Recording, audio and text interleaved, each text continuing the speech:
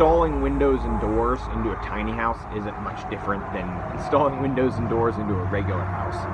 But there are a few things to account for, especially if you're going to be using reclaimed windows or reclaimed doors. You're going to have to do a little bit more work to fit the window or door that you have to the house. Windows are a lot easier. You can just lay the window within the windowsill and just screw it in. But with doors, they can be a little more finicky and require some trial and error to get the door to not only fit, but also close properly. For me, I used a Huber Zip System sheathing. The first step for me was to use tape to seal all of the window and door openings, and that means to lay the tape on the edges of the stud and on the ground plate, and that way it will make that area waterproof, so if there is an intrusion of water, your wood won't rot. For my tiny house, I had 2 regular doors to install, 1 French door, 3 regular size windows, and then 4 pop vent windows. So I wanted to make sure that I had all of the openings for those windows sealed with tape or other types of waterproofing measures.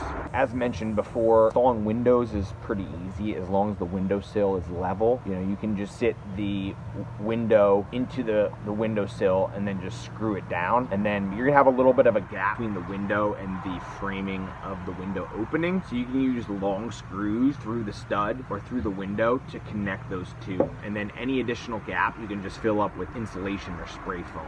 Making a door opening or hanging a door is a little bit more of a finicky process because the door needs to close properly in order not to let in air or bugs or anything like that. If you're using reclaimed doors, more likely than not, you're gonna have to actually hang the door on a door frame that you create. So there's door frame kits at Home Depot. What you wanna do is you want to measure the width and the height of the door itself first, and then you wanna build the wood frame around those measurements. So for example, you got an 80-inch tall door, you got a 24-inch wide door. You would want to make the door about an inch wider on the width wise and then an inch wider on the height wise, and that way you'll have a little bit of wiggle room. You'll probably have a window sweep at the bottom of the door to close up any gap, and then also any gaps that are on the sides will be covered with weather strippings. But other than that, hanging doors is definitely an art. It's very time consuming, and especially reclaimed doors. Now if you're buying new doors, it'll be really easy. They'll come framed, everything will be level, there'll be nothing to install. You can just literally put the door and the frame into the opening and just screw it in.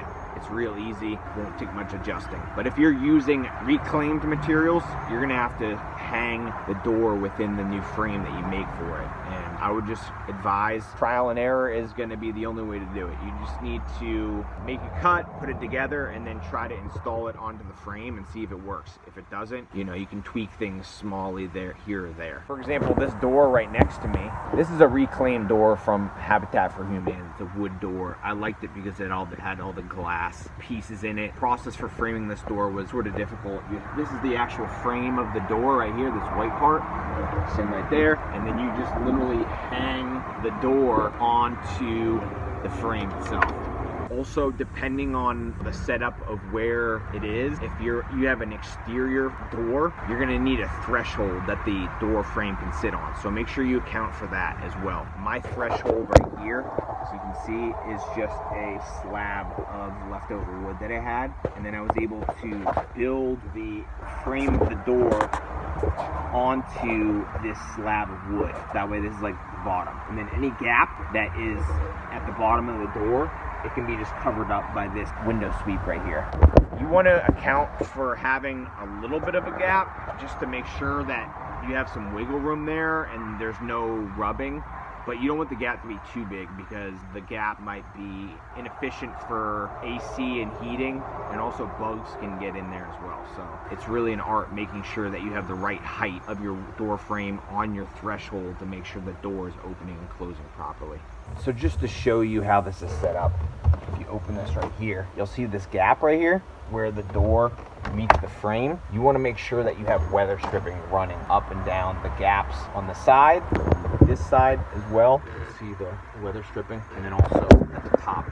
As I mentioned, I got all of my doors reclaimed. I was also able to pick up some cool hardware to install in the door. So I wanted a really cool door handle to grab onto. And then also I have a keypad entry as well. The keypad entry is not from Habitat for Humanity, but I was able to buy it online. But yeah, I mean, between using the reclaimed door and the hardware, I think it turned out really nice and looks like an original door, not something you would buy put together. If you do have any gap between your window or door and the framing of the house, it's really important that after you secure the window or door that you fill that area with either insulation or spray foam, just because if that's not filled, there's going to be an easy gap between the outside of the house and the inside of the house, and you're going to have bugs falling in, you're going to have air coming in. So yeah, make sure that you go back and you fill all of the cavities that are exterior facing with insulation. Another crucial point for when you're installing windows and doors in a tiny house is you want to make sure you have L flashing around the edge, all of your openings, your windows and doors. And this is just a drip edge to make sure that if any water does come down, drips off the side of the edge